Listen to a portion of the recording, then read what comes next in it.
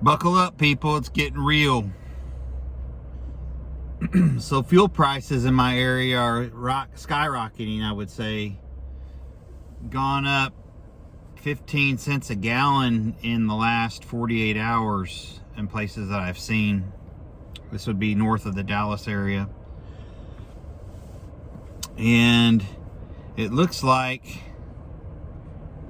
the powers that be are continuing to stoke the flames of the pinched versus the unpinched, and further creating strife and, let's say, turmoil between the classes. So I think it's evident based on what we see and hear with our own eyes and ears. We can see for ourselves that the writing is not just on the wall, it's right in your face. Inflation, shortages, panic, despair, hunger. See, they want to create enough pain and anguish that you'll just go ahead and get pinched because that's what it takes to get by in this world. And I'm not going to sit here and try to tell people don't get pinched, whatever. That's your own personal choice. As we all know, it's the way it needs to be. There is differing opinions on a lot of this stuff, and you got to go with your gut and with your faith and everything else on this. I don't judge anybody for whichever way they go on that. The kids are another story.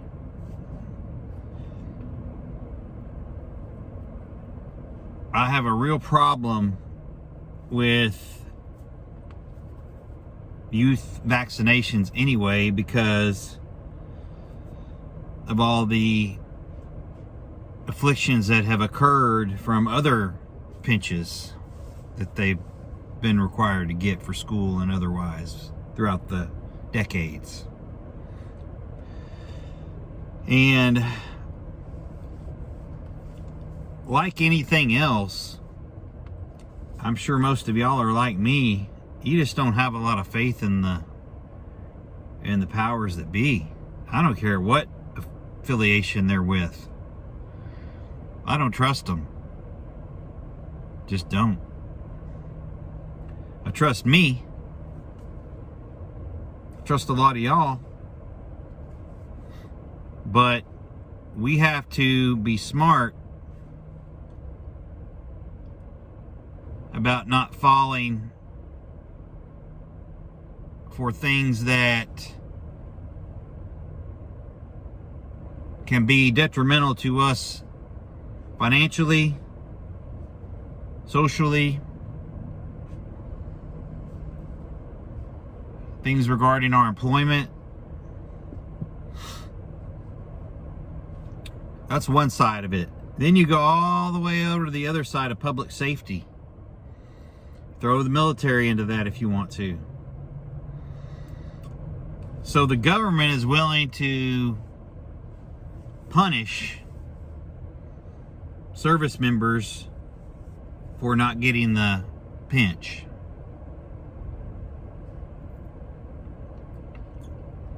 Not only that, I read an article where they're trying to have certain operators repay training.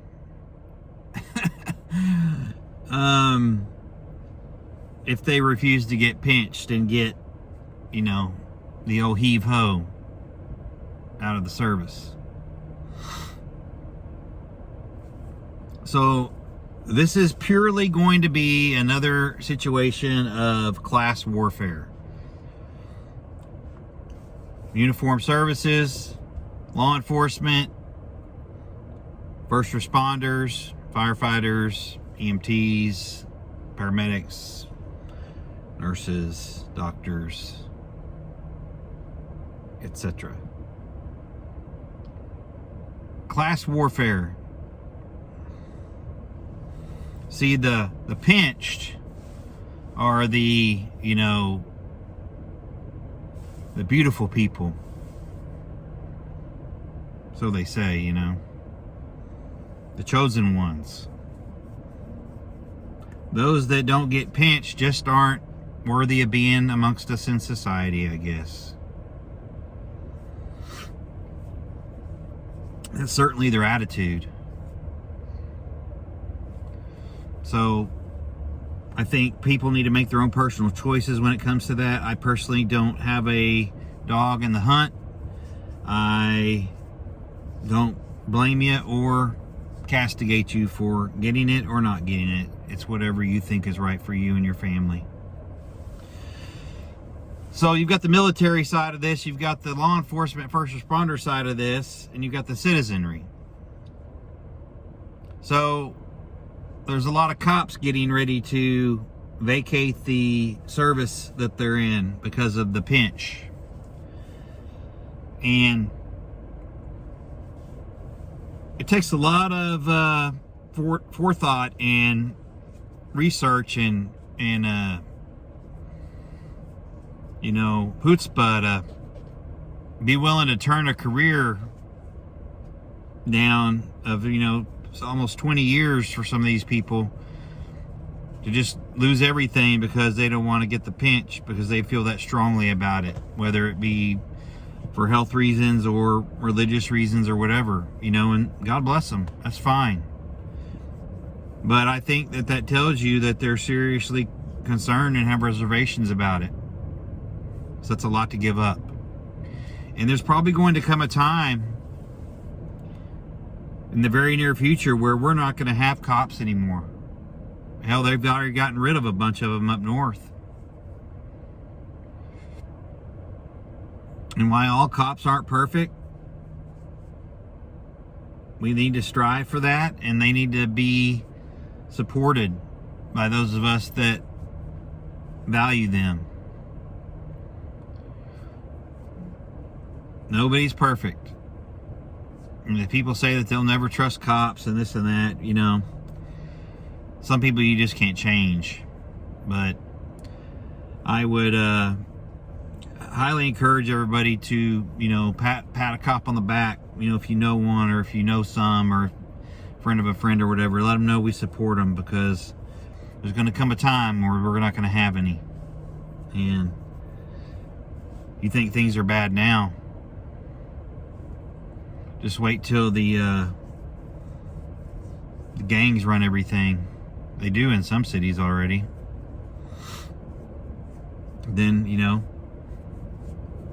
the 3%ers are going to have to stand up, do something. Wonder how many are willing to do that.